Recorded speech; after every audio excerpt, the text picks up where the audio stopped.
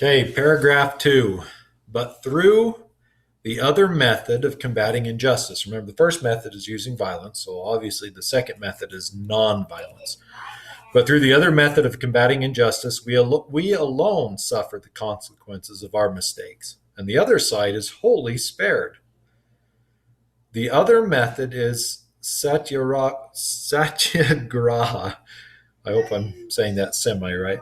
One who resorts to it does not have to break another's head. He may merely have his own head broken. He has to be prepared to die himself, suffering all the pain. So he's very clear here. So you take the nonviolent path. Now, that doesn't mean that everything's going to be hunky dory. It says at least you are not making anybody else suffer for what you're doing. Okay. If you take the violent route, it's going to cause you to suffer. It's going to cause the other person to suffer, but then a lot of other people could suffer as well. But at least this way, you're the only one who suffers. Okay. That's it's not a real fun, happy message, but it is the message that he's trying to get across is you may have to suffer and sacrifice to be able to get what you want here. Okay. And so paragraph 2, that's question 6. Question 7, then question 8 is paragraphs 1 and 2. Okay. So if you want to stop it and answer those, be a good time to do it. Now I'm going to go on. Oh, look at that. Paragraphs 1 and 2 talks about rhetoric. Egos. So egos, like ego, Lego, my ego waffles. That's not the answer, guys. Logos, which is logic. Pathos and ethos.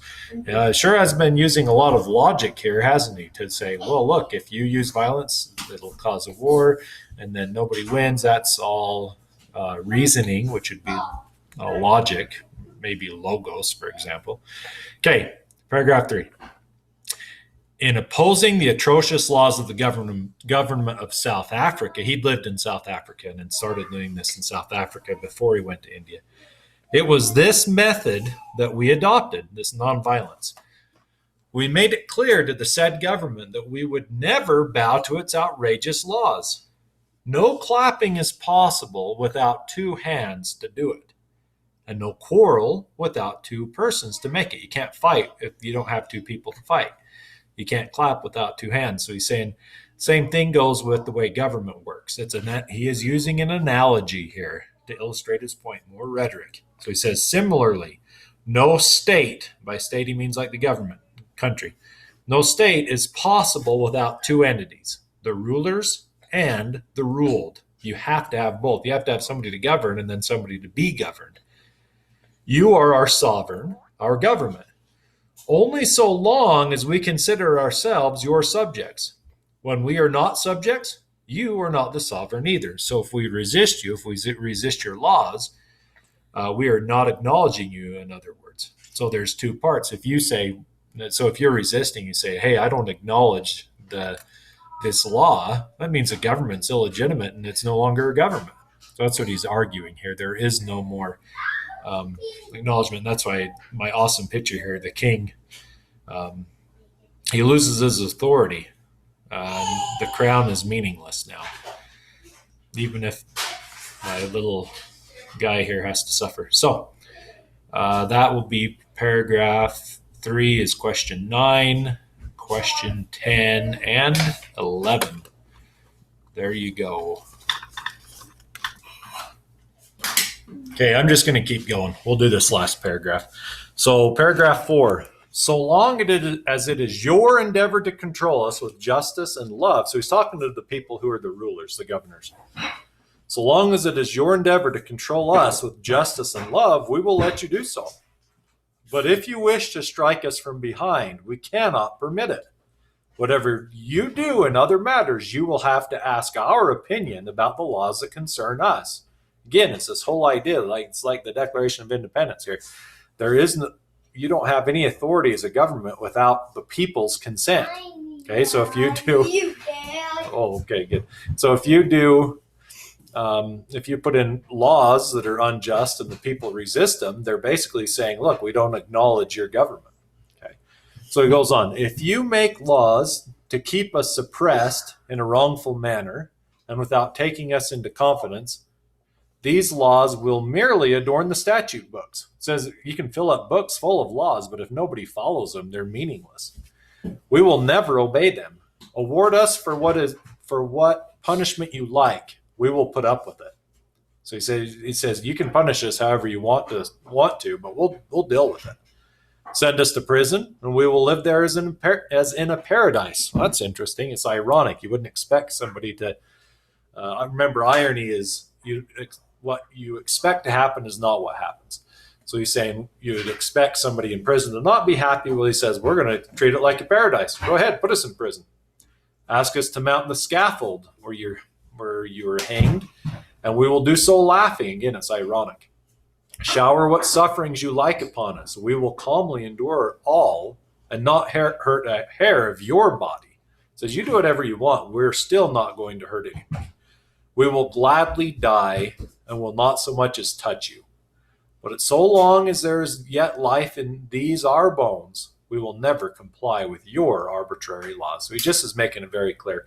Look, we are not going to use violence. We will resist, though. Make it no doubt about it. That's our goal. We will resist unjust laws, etc. But you can't do anything to truly hurt us. It's like, remember, Henry David Thoreau said, he said, I can be in prison, but that doesn't mean that you control me, because I'm the one with my mind free. Yours is not. Okay. Gandhi's taking a similar stance here. It says we're willing, and he takes this whole thing of, look, we're willing to suffer if we have to, but we will be nonviolent. You can do, and the implication here, he doesn't come right out and say it, but it's implied that as the resistors, the people who are resisting, use nonviolence, they come out of it. In the end, they will win, because the rulers are going to look like the bad guys. They're going to lose their authority. And if they want to keep their authority, eventually they've got to change things if they want the people on their side. It says they can't be the rulers without the people. And eventually the resistors are going to have, eventually the government or whoever it is going to have to give in to the people who are resisting. Okay. But it does take effort and sacrifice, but it starts again. It's all these ideas go back to Thoreau. You can see some similarities here. Like one person can make a difference kind of thing. We'll resist it. Okay. So that's also a lot of juxtaposition. Juxtaposition is two things when we're comparing them by putting them together. So like right here, he says, you send us to prison. That's one side. We'll live there as a paradise. That's how we'll react. You put us in prison, we'll think it's paradise. That's juxtaposition, two different sides. Another one, ask us to mount the scaffold. We will do so laughing. You're going to hang us? We'll laugh. Shower us with sufferings. We'll calmly endure them and we still won't hurt you. It's juxtaposition. It's to show that we will be the good guys in all of this. It emphasizes that the nonviolent will stay nonviolent, and they have the moral high ground, whereas the resistors are just going to lose all their authority. So you can answer question 13, 2 answers there. 14, it's about irony, 2 answers again.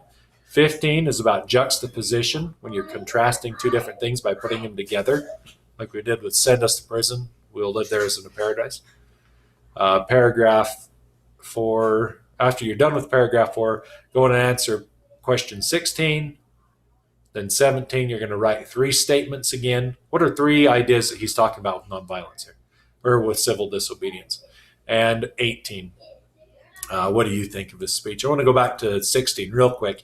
How is Gandhi's explanation of civil disobedience different from Thoreau's? You notice they have a lot of the same ideas, but they point things out a little bit different from one side to the other. So Thoreau focused a lot more on why we resist. Gandhi talks a lot about how the method of using nonviolence. So, good luck.